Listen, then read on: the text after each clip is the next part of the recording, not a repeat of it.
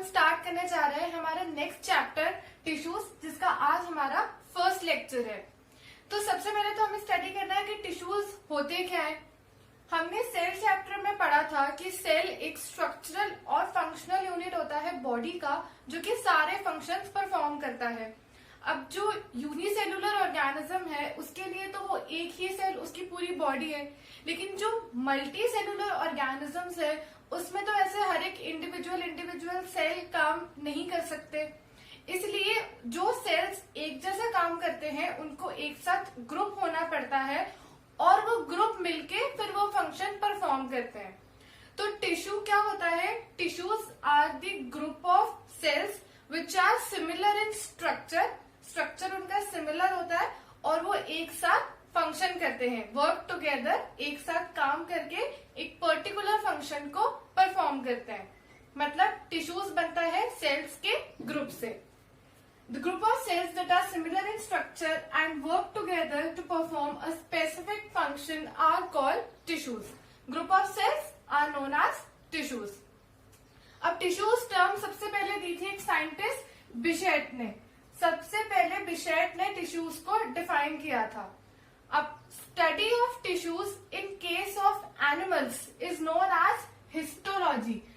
अगर एनिमल्स के केस में हम टिश्यूज की डिटेल स्टडी कर रहे हैं तो उसको बोलते हैं histology, while in case of plants the study of tissues is known as plant anatomy. Okay, plant anatomy कहते हैं कब? जब हम प्लांट्स के केस में टिश्यूज को स्टडी करते हैं।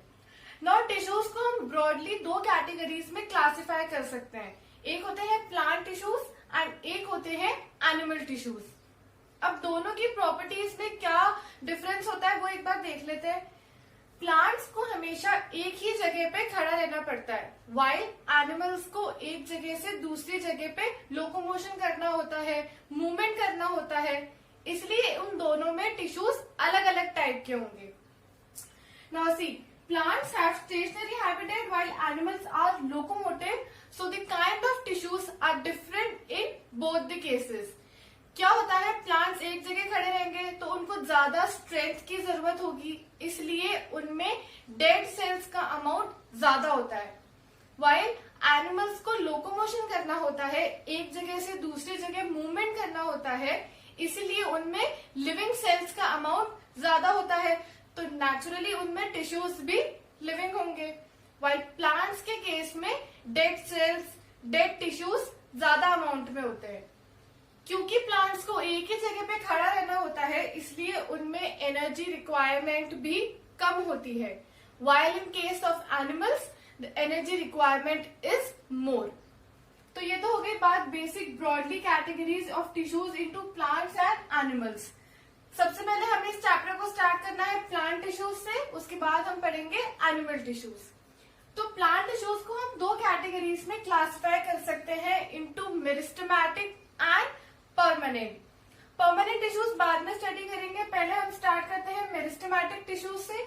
तो meristematic tissues on the basis of location, कि कहाँ पे लोकेटेड है, तीन टाइप के होते हैं, एपिकल, इंटरकैलरी एंड लेटरल। तो ये तो था इसका क्लासिफिकेशन की summary. Now we will study the meristematic tissues.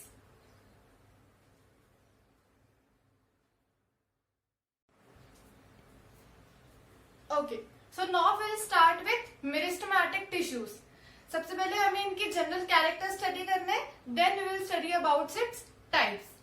तो meristematic tissues are also known as dividing tissues, क्योंकि ये हमेशा डिवाइड करते रहते हैं, इनका फंक्शन सिर्फ और सिर्फ डिवीजन का होता है, इसलिए meristematic tissues are also known as dividing tissues. अब क्योंकि डिवाइड होना है किसी सेल को तो it should be living, so meristematic tissues are always living cells which have large nucleus and dense cytoplasm. ये तीनों चीजें इसलिए प्रेजेंट होती है क्योंकि इनको सेल डिवीजन का फंक्शन परफॉर्म करना होता है, तो इसलिए डिवीजन के लिए सेल का लिविंग होना जरूरी है, न्यूक्लियस के साइज का बड़ा होना जरूरी है और साइटोप्लाज्म डेंस होना जरूरी है, जिससे सेल डिवीजन में आसानी रहती है। Now third point is vacuoles are absent in meristematic tissues. This is a very important point. 2 marks के क्वेश्चंस में आता है why vacuoles are absent in meristematic tissues. तो ऐसा इसलिए होता है क्योंकि जितना बड़ा वैक्यूल प्रेजेंट रहेगा उतना ही वो हिंड्रेंस कॉज करेगा डिविजन में।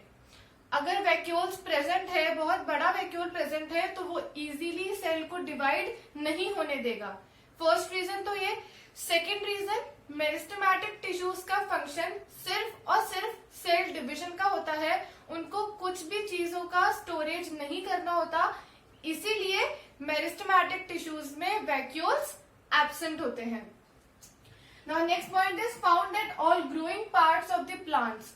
मतलब प्लांट्स में जितने भी टिप्स प्रेजेंट है, जितने भी एंड्स हैं जिनको ग्रोथ की जरूरत है, वहां पर प्रेजेंट होंगे मेरिस्टेमेटिक टिश्यूज। जैसे हो गई रूट्स की टिप्स हो गई, स्टेम्स की टिप्स हो गई, ब्रांचेस की टिप्स हो गई, तो टिप्स पे प्रेजेंट होंगे meristematic tissues. Power of continuous division, cell division occurs actively. इसमें कंटिन्यूअस सेल डिवीजन होता रहता है, इसीलिए these are also known as dividing tissues. अब क्योंकि इनको डिवाइड होना होता है कंटिन्यूअसली, इसलिए इनमें जो सेल वॉल होती है वो बहुत ही थिन होती है and it is of elastic nature. ठीक है, रिजिड नहीं होती है सेल वॉल और बहुत मोटी नहीं होती। A thin elastic cell wall is present so that cell division easily हो सके।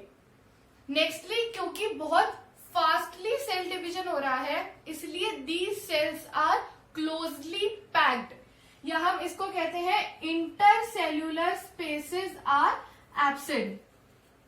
इंटरसेल्यूलर स्पेसेस मतलब जो स्पेस दो सेल्स के बीच में होती है उनको हम बोलते हैं इंटरसेल्यूलर स्पेसेस। अब कोई एक सेल है, उसको फटाफट डिवाइड होना है, तो एक सेल से 4 सेल बने, ऐसे ही वापस बहुत सारे सेल्स बने, तो जितना फास्ट सेल्स का डिवीजन होगा उतना ही वो पास पास प्रेजेंट होंगे। ओके, क्योंकि इन सेल्स को फटाफट डिवाइड होना होता है, कंटिन्यूअस डिवीजन करना होता है, इसलिए दीज आर क्लोजली पैक्ड और we can say intercellular spaces are absent. अब इनका फंक्शन क्या हो गया, क्योंकि इनको कंटिन्यूअस डिवाइड करना होता है, इसलिए ये हमेशा प्लांट की ग्रोथ में हेल्प करते हैं, चाहे वो ग्रोथ उनकी विड्थ में हो या फिर लेंथ में हो। क्योंकि जहां पर भी सेल डिवीजन एक्टिवली होगा तो बहुत सारे सेल्स होंगे, और बहुत सारे सेल्स या तो इलोंगेट हो सकते हैं, मतलब लेंथ को इंक्रीज कर सकते हैं, या फिर उनकी विड्थ को। तो इन शॉर्ट मेरिस्टेमेटिक टिश्यूज का फंक्शन होता है growth, help in growth of plants. Now we will study types of meristematic tissues.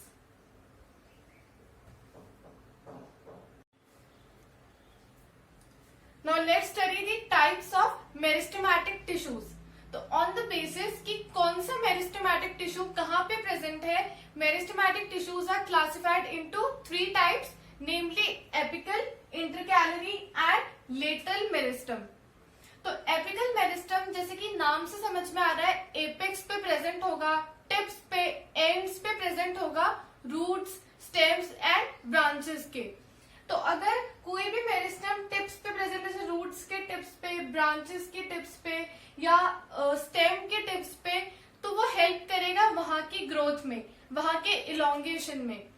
तो apical meristem helps in the increase of height of the plant. ठीक है, plant की height को increase करने का फंक्शन होता है एपिकल मेरिस्टम का, जो कि प्रेजेंट होता है प्लांट की टिप्स पे। नेक्स्ट आता है हमारे पास इंटरकैलरी मेरिस्टम, जो कि प्रेजेंट होगा इंटरनोड्स में, और इसका भी फंक्शन होगा प्लांट की लॉन्गिट्यूडनल ग्रोथ में हेल्प करना। मतलब intercalary meristem and apical meristem both helps in the increase of height of the plant, बस दोनों की पोजीशन में डिफरेंस होता है। एपिकल मेरिस्टम एपेक्स पे प्रेजेंट होगा, टिप्स पे प्रेजेंट होगा, while intercalary meristem is present in the internodes. Now what are internodes? Internodes दो नोड्स के बीच की जगह होती है। अब नोड्स क्या होती है, तो नोड्स वो जगह होती है जहां से ब्रांचेस या फिर लीव्स निकल रही हो। जैसे ये एक प्लांट की स्टेम है, अगर यहां से ब्रांचेस निकल रही है, एक ब्रांच यहां से निकल रही है एंड एक ब्रांच यहां से निकल रही है, तो जहां से ये ब्रांच निकल रही है वो जगह तो कहलाएगी नोड्स।